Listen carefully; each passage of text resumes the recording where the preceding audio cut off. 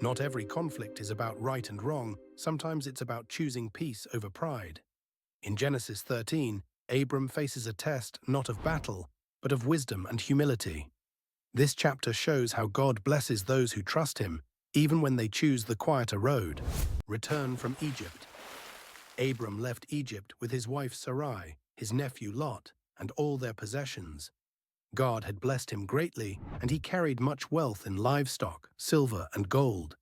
He journeyed back to the land of Canaan, retracing his steps to the places he had camped before. At Bethel, where he had first built an altar to the Lord, Abram returned again to call on the name of the Lord. A problem of prosperity. But there was a challenge.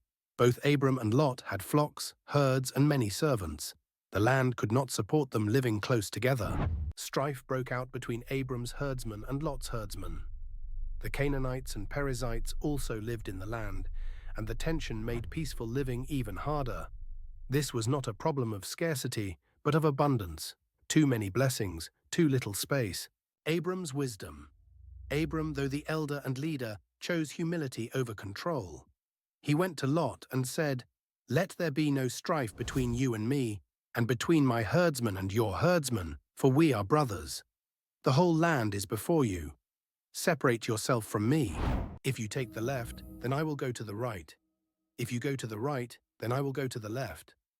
Abram surrendered the choice, showing trust not in land, but in the God who blesses. Lot's choice. Lot looked up and saw the plain of the Jordan. It was well watered, like the garden of the Lord, like the land of Egypt. He chose for himself all the Jordan Valley and journeyed east. Lot settled among the cities of the plain, pitching his tents near Sodom. But the men of Sodom were wicked, great sinners against the Lord. Lot's choice was based on what looked good, but the story hints at danger. God's promise to Abram.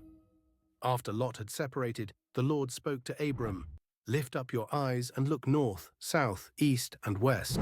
All the land that you see, I will give to you and to your offspring forever.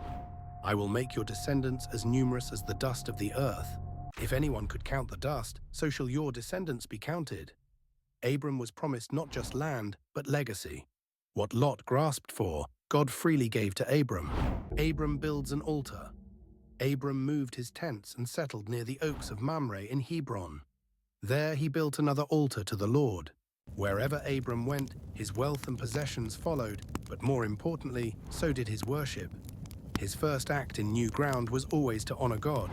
Reflection: Genesis 13 is not about who won the better land, but who trusted the better promise. Lot saw with his eyes and chose quickly, but Abram waited on God and was given everything. Sometimes peace means stepping back, letting go and trusting God to do what only He can.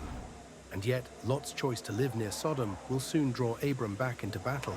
In the next chapter, we'll see how Abram's courage is tested when Lot is taken captive and how God shows Himself faithful once again.